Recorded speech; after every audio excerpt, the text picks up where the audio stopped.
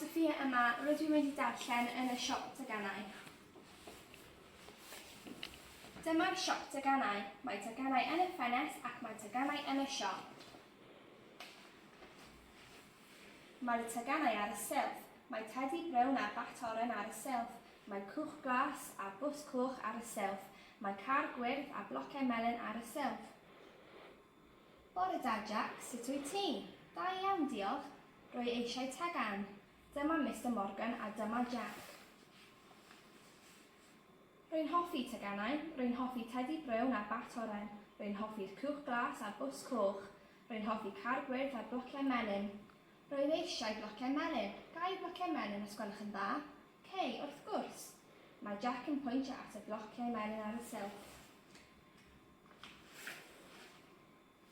Dabwch chi, Jack. Diolch yn fawr, Mr Morgan. Dabwch chi.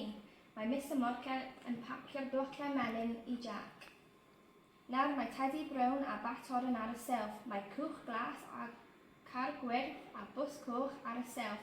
Ond ble mae blociau melyn?